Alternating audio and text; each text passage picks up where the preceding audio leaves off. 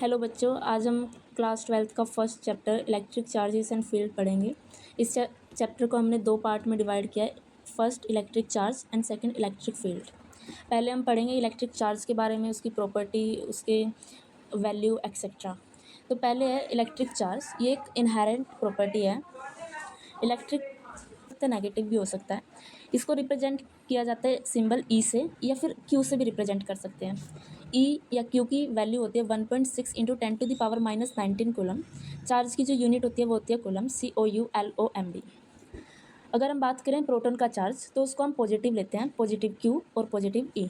Charge of electron को हम negative लेते हैं, नेगेटिव ई और नेगेटिव क्यू। जो चार्ज है उसके पॉजिटिव और नेगेटिव साइन हमको दिए थे बेंजामिन फ्रैंकलिन ने। अब हम आते हैं प्रॉपर्टीज़ ऑफ चार्जेस पे। Property of charges important topic है, बोर्ड में बहुत बार पूछा गया है। तो पहली एक मेन प्रॉपर्टी है जो आपको पता होनी चाहिए, हमने ग्रेविटेशन में भी पढ़ी थी। Like charges do not repel, यानी कि डू नॉट लाइक यानी रिपेल करते हैं एक दूसरे को, and unlike charges like each other, यानी कि अट्रैक्ट ईच अदर।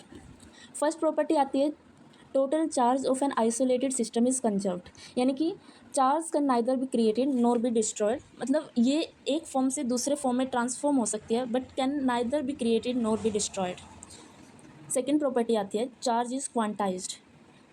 इस पे बोर्ड में बहुत सारे क्वेश्चन पूछे जाते हैं, ये बहुत इंपॉर्टेंट है। जेई नीट में भी इस पर सिंपल लगता है पर क्वेश्चन आ जाते हैं।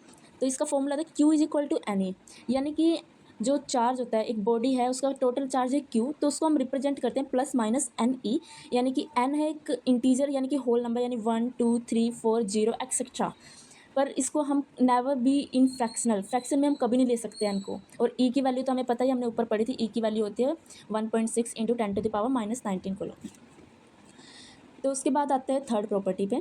Third property charge can be transferred, यानी कि हमारे पास एक बॉडी है जो कि चार्ज है, यानी कि मान लो उसके ऊपर क्या है, प्लस क्यू चार्ज है, और हमारे पास एक न्यूट्रल बॉडी है, यानी कि उसके ऊपर कोई चार्ज नहीं है। मतलब चार्ज, एक न्यूट्रल बॉडी का मतलब क्या होता है, उसके पास पॉजिटिव और नेगेटिव दोनों चार्ज सेम है। यानी कि उसके पास अगर मतलब एक प्लस क्यू चार्ज है तो उसके पास एक माइनस क्यू चार्ज है, तो उसको हम न्यूट्रल बॉडी बोलेंगे। पर यहाँ पे क्या होता है, अगर एक बॉडी है जिस पे क्या है चार्ज, ये बॉडी है, इस पे चार्ज है Q, और ये एक न्यूट्रल बॉडी है, जब हम इसको और इसके कांटेक्ट में लाएंगे तो इनके बीच में क्या होगा, चार्ज ट्रांसफ़र हो जाता है। तो जब ये होल बॉडी ये कांटेक्ट के बाद आएगी तो इस पे चार्ज जो हो जाएगा Q/2, और इस पे भी चार्ज जो मिलेगा बाद में तो वो मिलेगा Q/2। ठीक है, यानी कि चार्ज कैन बी ट्रांसफर, एक बॉडी से दूसरे बॉडी पे ट्रांसफ़र हो जाता है। एक और इम्पॉर्टेंट कॉन्सेप्ट आता है कि नेगेटिव चार्ज कैन फ्लो, यानी कि पॉजिटिव चार्ज एक बॉडी से दूसरे बॉडी पे कभी ट्रांसफ़र नहीं होता है, नेगेटिव चार्ज ट्रांसफ़र होता है। उसके बाद फोर्थ प्रॉपर्टी आती है चार्ज इज़ इनवेरेंट, यानी कि charge of a particle is independent of its speed, मतलब कि स्पीड पे डिपेंड नहीं करेगा चार्ज। एक इंपॉर्टेंट लाइन आती है, मतलब बहुत बार स्टेटमेंट में पूछ ली जाती है कि charge can not exist without mass while mass can exist without charge, यानी कि कोई भी चार्ज है मास के बगैर क्या एग्जिस्ट नहीं कर सकता, पर जो मास है वो चार्ज, यानी कि एक बॉडी है, न्यूट्रल बॉडी है, उसके पास मान लो कोई चार्ज तो है नहीं ऐसा स्पेसिफिक, पर उसके पास मास तो है। यानी कि एक बॉडी है, उसके पास मास हो सकता है, ज़रूरी नहीं उसके पास चार्ज हो या ना हो, पर अगर किसी बॉडी के पास चार्ज है तो उसके पास ज़रूरी है कि उसके पास मास भी होगा ही होगा। उसके बाद ये ट्राई योरसेल्फ है, अपने आपके लिए होमवर्क है, एनसीईआरटी में सब दिया है। उसके बाद आता है मेथड ऑफ चार्जिंग।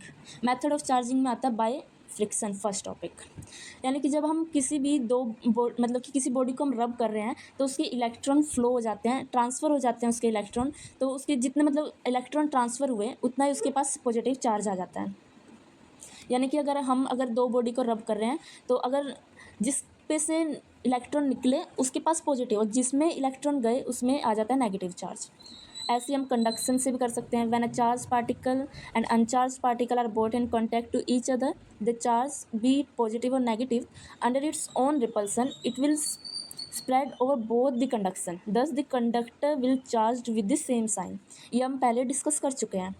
उसके बाद आता है थर्ड टॉपिक, मतलब थर्ड इसका part, by induction. When a charge body is brought closer to an uncharged body, the side closer to charged body become opposite charged as charged body, the other side of the uncharged body become similar charged as charged body। तो इसको हम पहले समझते हैं। जैसे ये एक body है, इसके पास प्लस प्लस प्लस चार्ज है, और ये एक मान लो बॉडी है, इसके पास ये मान लो न्यूट्रल है हमारी बॉडी, तो ये प्लस ये चाहेगा कि अट्रैक्शन हो, तो यहाँ पे नेगेटिव आ जाएगा, और यहाँ पर इसके पॉजिटिव, क्योंकि न्यूट्रल में तो सारे होते हैं सिमिलर ही, तो यहाँ पे पॉजिटिव चार्ज इस साइड एक्यूमुलेट हो जाएंगे राइट साइड, और लेफ्ट साइड क्या होगा, नेगेटिव चार्ज आएंगे, तो इनके बीच में हो जाएगा अट्रैक्शन। एक बहुत इंपॉर्टेंट लाइन है, जब भी एक चार्ज्ड बॉडी एक न्यूट्रल बॉडी के कांटेक्ट में आती है तो they always attract each other, they always attract. ठीक है, यहाँ तक आपको समझ में आ गया होगा।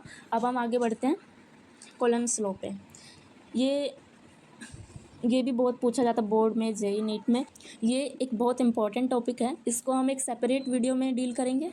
तो अगले लेक्चर में हम कॉलम्स लॉ, इसके फैक्टर अफेक्टिंग एंड इसकी प्रॉपर्टी, इलेक्ट्रिक फील्ड, ये सब करेंगे। इलेक्ट्रिक फील्ड लाइन तक हम अगली क्लास में कंप्लीट कर देंगे।